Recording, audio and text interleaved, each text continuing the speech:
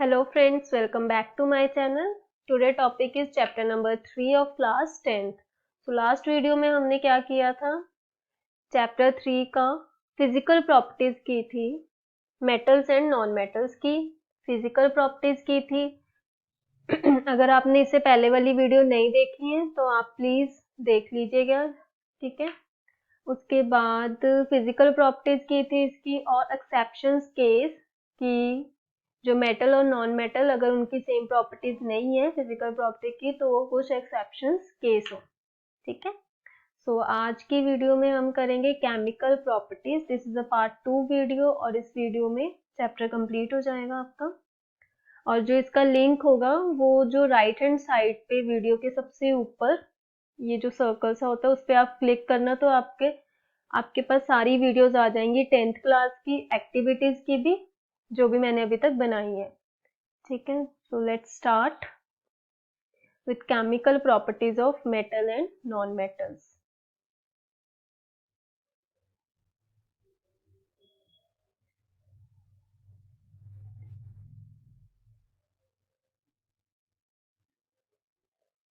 First chemical properties of metals, ठीक है.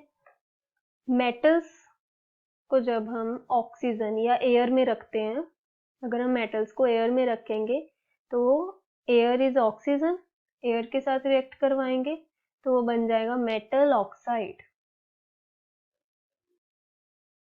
Metal oxide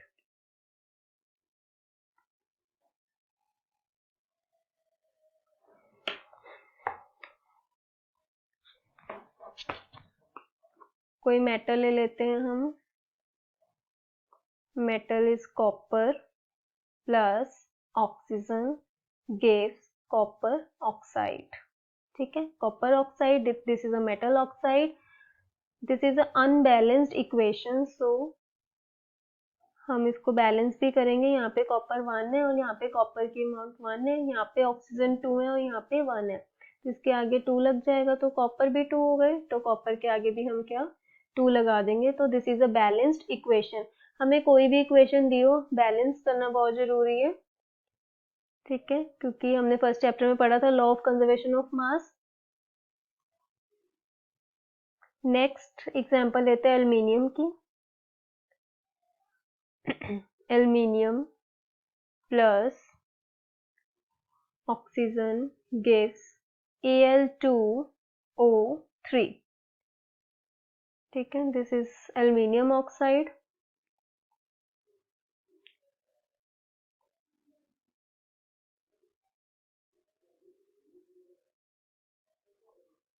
जो मेटल ऑक्साइड बेस भी प्रोड्यूस करते हैं और बेस के साथ भी रिएक्ट करके सॉल्ट प्रोड्यूस करते हैं और एसिड के साथ भी रिएक्ट करके सॉल्ट प्रोड्यूस करते हो तो उनको हम बोलते हैं amphoteric oxides. Amphoteric oxides. So जो एल्युमिनियम ऑक्साइड है this is amphoteric oxide. when we will react aluminium oxide with acid, that is hydrochloric acid, it gives aluminium chloride, this is salt plus water, okay. Next, aluminium oxide, when aluminium oxide react with base, that is NaOH, sodium hydroxide, it gives sodium aluminate, sodium aluminate plus water. तो ये भी क्या form हुआ salt. तो इसको aluminium oxide को क्या बोलेंगे हम एम्फोटेरिक ऑक्साइड, ठीक है. कुछ मेटल ऐसे हैं जो सोल्यूबल होते हैं तो वो क्या फॉर्म करते हैं एल्कलीज फॉर्म करते हैं, जैसे alkalis like sodium oxide. This is in solid form, react with water, water is in liquid form, it gives sodium hydroxide, this is in aqueous form. Okay, this is alkalis. Next example is K2O is potassium oxide, is in solid form. It will be react with water. Water is in liquid form. It gives KOH, potassium hydroxide, that is alkalis. तो कुछ oxide ऐसे हैं, some oxides are there which forms alkalis with react with water when it react with water.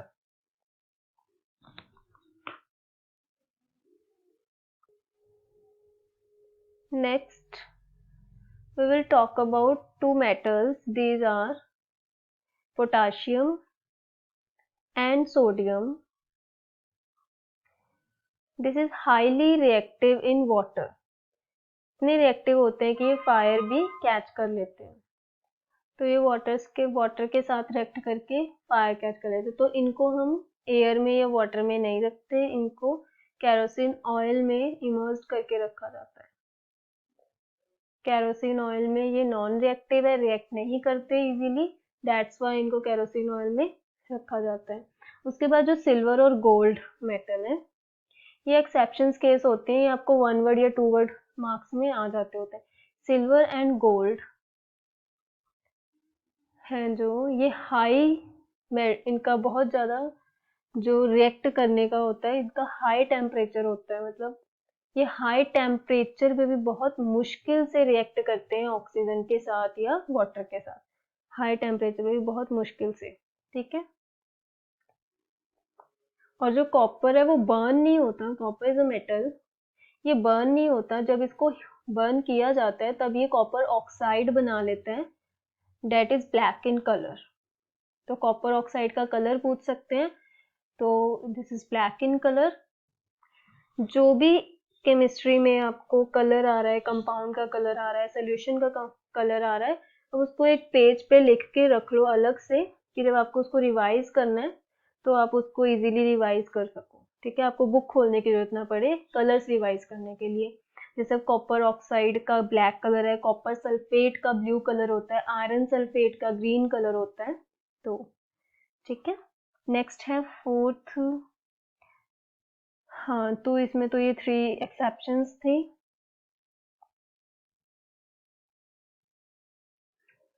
Next जब हम metal को react करते हैं water के साथ तब क्या होता है. ठीक है. हेडिंग डाल लेते हैं, when metal react with water और metal oxide react with water, then what happen. When metal react with water,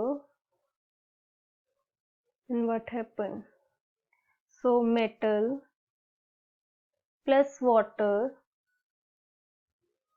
this is metal oxide, form metal oxide, metal oxide plus hydrogen gas.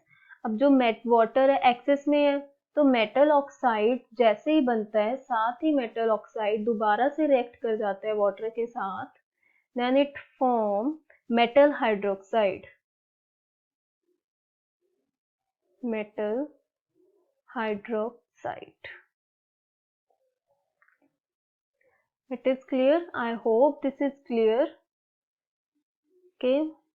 Next मैं इसमें we will discuss with an example. Example is metal is potassium, that is in solid state, plus water, this is in liquid state. It reacts with form KOH, metal hydroxide.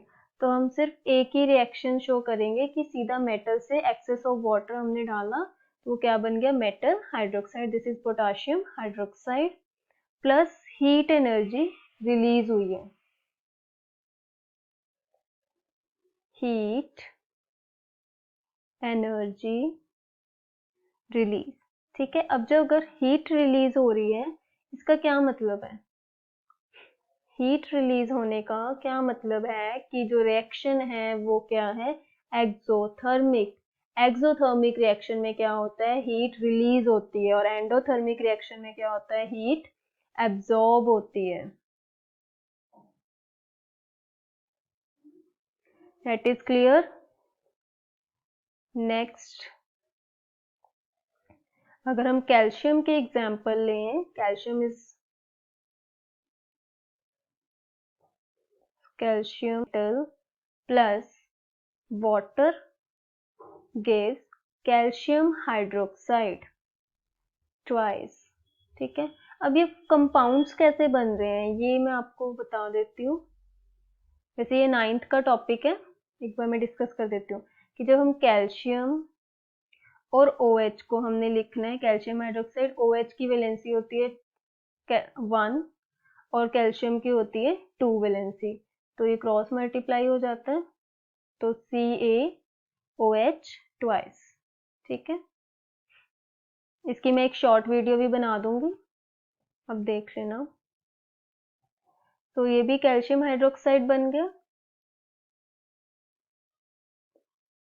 Next aluminium, aluminium भी metal है एक, तो aluminium के साथ करते हैं reaction. ये सभी जो रिएक्शंस है इनको आपने बैलेंस जरूर करना है, मैं साथ साथ नहीं कर रही, चैप्टर कंप्लीट करवाना है, तो आप करने हैं इसको बैलेंस्ड। ऐसे लिख के आओगे पेपर में मार्क्स नहीं मिलेंगे। So this is form aluminium oxide Al2O3 plus hydrogen gas. ये स्टीम की फॉर्म होती है, मतलब गैसियस फॉर्म में होता है वाटर। आयरन और एल्युमिनियम को हमने गैसियस फॉर्म में लिया है, ठीक है, वाटर के साथ। वाटर को हमने गैसियस फॉर्म में लिया एल्युमिनियम और आयरन के साथ, तो ये Fe3। जब स्टीम की फॉर्म में ले रहे हैं हम वाटर को, तब वो क्या बनेगा, metal oxide plus hydrogen gas release होगी। ठीक है, I hope this is clear. Next we will discuss what happen when metal react with acid। अगर हम मेटल को एसिड के साथ रिएक्ट करेंगे तो क्या होगा। what happen when metal react with acid। ठीक है, तो देखते हैं कि जो general equation is plus acid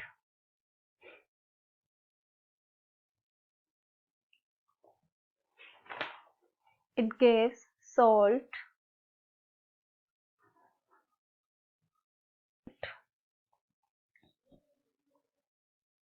plus hydrogen gas. ठीक है, तो इसमें एग्जाम्पल लेते हैं, बुक में है नहीं दी हुई तो आप इसको केयरफुली देखना।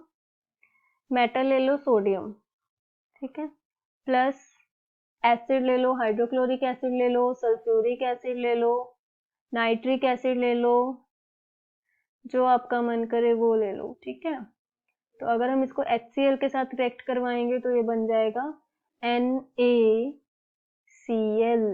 ठीक है, अब बच्चे पूछते हैं जी ये कैसे बन गया, तो Na क्या होता है, जब हम इसमें से 1 इलेक्ट्रॉन लूज करते हैं तो Na पॉजिटिव, और जब इसमें 1 इलेक्ट्रॉन, वेट मैं आपको पूरा बताती हूँ,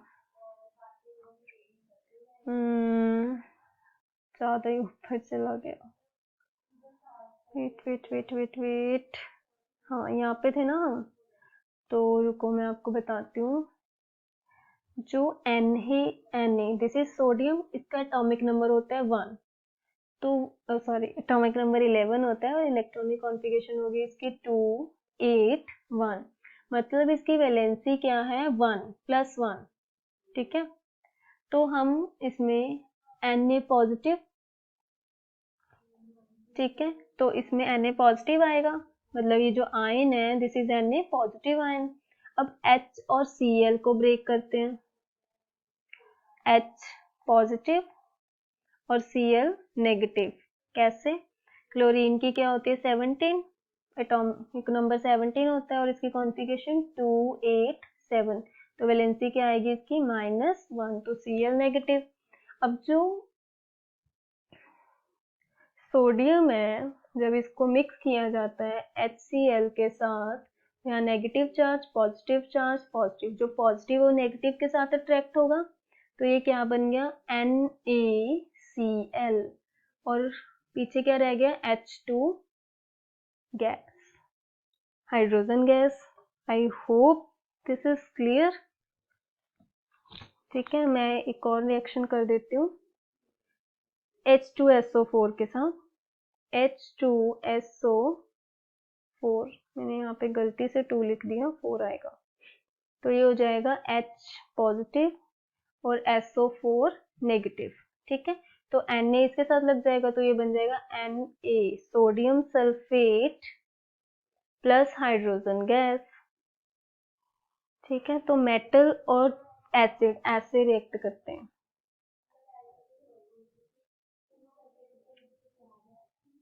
अब बताओ, इसमें भी एक एक्सेप्शन है कि भाई मेटल रिएक्ट तो करते हैं एसिड के साथ, बट एक एसिड जो है HNO3, this is nitric acid, इसके साथ अगर मेटल रिएक्ट करेंगे तो हाइड्रोजन गैस इवॉल्व नहीं होगी। तो पता नहीं पेन को क्या हो गया। ठीक है, तो नाइट्रिक एसिड के साथ हाइड्रोजन गैस इवॉल्व क्यों नहीं होगी, एक तो ये क्वेश्चन बड़ा इंपॉर्टेंट है, because nitric acid is high strong oxidising agent. तो ये स्ट्रॉन्ग ऑक्सीडाइजिंग एजेंट है, स्ट्रॉन्ग ऑक्सीडाइजिंग एजेंट मतलब ये ऑक्सीजन वाले प्रोडक्ट बनाएगा, तो ये क्या फॉर्म करेगा, नाइट्रोजन डाइऑक्साइड फॉर्म करेगा। बट इसमें भी एक एक्सेप्शन है, जो मैग्नीज और मैग्नीशियम मेटल है, वो नाइट्रिक एसिड के साथ हाइड्रोजन गैस रिलीज कर सकते हैं। तो ये आपको याद रखना है। ओके,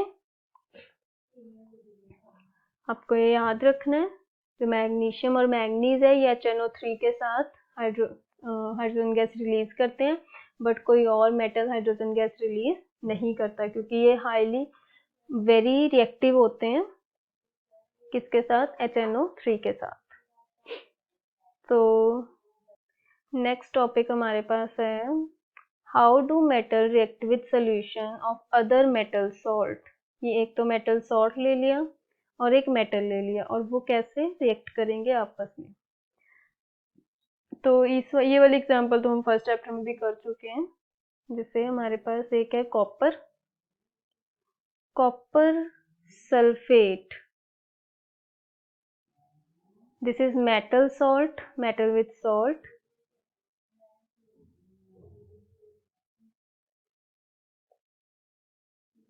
सॉल्ट, ठीक है, प्लस मेटल, कोई मेटल लगा दिया हमने, आयरन लेते हैं। अब ये क्या बन जाएगा, आयरन सल्फेट प्लस कॉपर। इसमें जनरल इक्वेशन क्या है कि मेटल ए है प्लस सॉल्ट सॉल्यूशन है, सॉल्ट सॉल्यूशन ऑफ बी, ये क्या प्रोड्यूस करेंगे, salt solution of A plus metal B. Metal B अकेला रह जाएगा और जो सॉल्ट है वो ए मेटल के साथ जाके बन जाएगा। जैसे कि इसमें copper sulphate salt of metal A है और इसमें स्मॉल मेटल बी, तो सॉल्ट ऑफ मेटल बी बन जाएगा और salt A as it is रह जाएगा अकेला। ठीक है, इसमें क्यों होता है ये, बिकॉज जो आयरन है this is more reactive element than copper element, therefore it displace copper. ठीक है, सो नेक्स्ट आ जाती है रिएक्टिविटी सीरीज।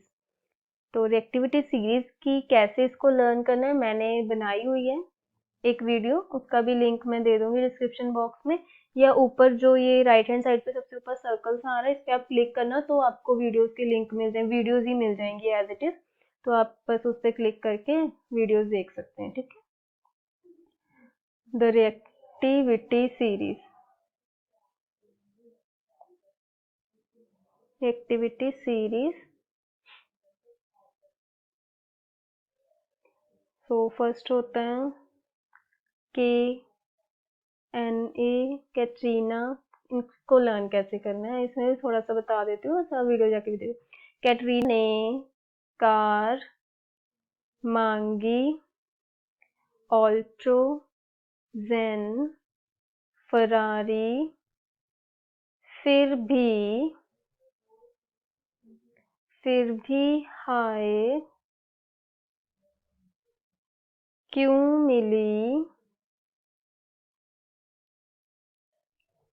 मिली, मिली का मरकरी आ जाएगा, क्यों मिली गोल्ड सिल्वर प्लेटेड,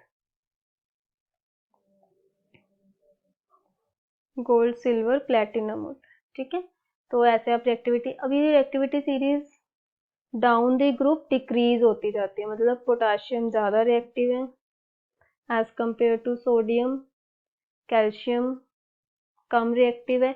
तो आपको इनमें से सपोज 2 आ गए, कैल्शियम, एल्युमिनियम, पोटाशियम और सिल्वर।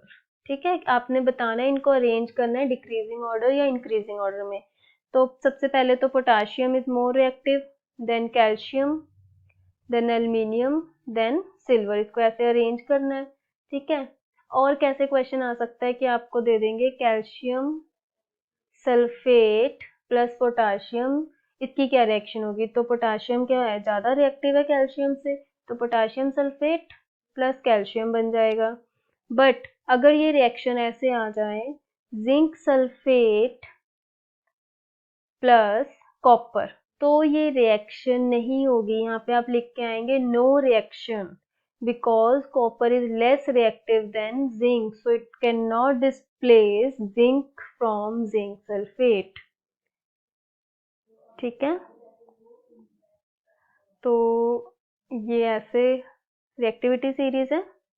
उसके बाद नेक्स्ट टॉपिक है how do metal and non metal react, कि हम मेटल और नॉन मेटल रिएक्ट कैसे करते हैं। नेक्स्ट टॉपिक है मेटल और नॉन मेटल कैसे रिएक्ट करते हैं। ठीक है, उसके लिए आपको मेटल्स और नॉन मेटल्स के एटॉमिक नंबर्स लर्न होने चाहिए। एटलीस्ट आपको 1 to 20 तक मेटल्स के नेम, सिंबल, वैलेंसी, ये सब आपको कॉन्फ़िगरेशन ये सब आपको लर्न होने चाहिए। ठीक है, तो अभी तो मैं आपको बता देती हूँ, इसकी मैं एक वीडियो बना दूंगी कि 1 to 20 कैसे आप याद कर सकते हैं नंबर्स, एटॉमिक नंबर्स एलिमेंट्स के। तो अगर हम फर्स्ट देखें, सोडियम दिस इज मेटल और chlorine this is non metal. Sodium का एटॉमिक नंबर होता है 11 और क्लोरीन का होता है 17। सोडियम में 2 8 1 this is electronic configuration. First shell में 2 होते हैं, सेकंड शेल में 8 और थर्ड शेल में मैक्सिमम 8 आ सकते हैं, बट इसमें हमने 11 पूरे करने हैं, तो 8 + 2 इज 10 + 1 इज 11। 17 में 2 8 और 7। ठीक है, तो इसमें वैलेंसी हुई +1 और इसमें वैलेंसी हुई -1। तो ये एक इलेक्ट्रॉन ले सकता है और ये एक इलेक्ट्रॉन अपना रिमूव कर सकता है सोडियम। तो सोडियम, इसके आउटर मोस्ट शेल के बस लिखेंगे हम 1 इलेक्ट्रॉन। क्लोरीन में आउटर मोस्ट शेल में कितने होते हैं, 7।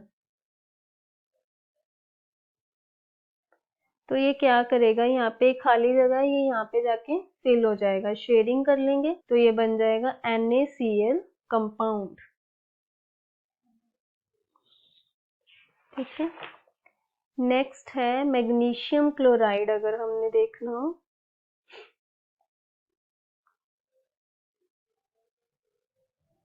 Magnesium, its atomic number is 12, chlorine, its atomic number is 17, its valency is -1 and its valency is +2. So magnesium has outermost shell, function is 2 electron in outermost shell, and chlorine को सिर्फ 1, it needs 1 electron for complete this octet।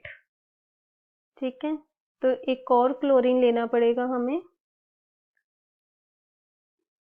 ताकि जो ये share कर सके दूसरा भी। तो ये क्या बनेगा कंपाउंड MgCl2। नेक्स्ट एल्युमिनियम का करते हैं ऑक्सीजन के साथ, वो बहुत इंपॉर्टेंट है, वो बच्चों को समझ नहीं आता है। सो वी कैन डू, कौन ले लेते हैं एल्युमिनियम प्लस ऑक्सीजन। अब एल्युमिनियम की वैलेंसी होती है 3। कैसे? इसका 13 एटॉमिक नंबर होता है, तो इसकी configuration 283, this is valency is +3। और ऑक्सीजन का होता है एटॉमिक नंबर 826, तो इसकी वैलेंसी -2। तो ऑक्सीजन 2 इलेक्ट्रॉन ले सकता है और एल्युमिनियम 3 इलेक्ट्रॉन दे सकता है। ठीक है, सो एल्युमिनियम इसके पास 3 इलेक्ट्रॉन है मूव करने के लिए, और ऑक्सीजन इसके पास 2 स्पेस वेकेंट है फिल करने के लिए, ऑक्टेट कंप्लीट करने के लिए। तो अगर ये 2 इसमें चले गए तो ये बेचारा तो अकेला रह जाएगा, तो हम एक और ऑक्सीजन बना लेंगे। तो इसके पास भी 2 चाहिए, तो एक इसमें चला गया। अगर अब ये एक इसमें चला जाएगा तो एक फिर खाली रह जाएगा। हम क्या करते हैं, एक और ऑक्सीजन और एक और एल्युमिनियम लगा देते हैं। ठीक है, ये 3 दे सकते हैं, एक इसमें चला जाएगा, एक इसमें चला गया, और इसके एक और एक 2 इसमें चले गए, तो ये क्या हो गया Al2O3। मतलब कोई पार्शियलिटी नहीं करनी है, सेम एलिमेंट शेयर होने चाहिए। ठीक है, आई होप कि आपको समझ आ रहा हो। नेक्स्ट करनी है हमने प्रॉपर्टीज ऑफ आयनिक कंपाउंड। सबसे पहले तो आयंस क्या होते हैं, आयंस देखते हैं हम।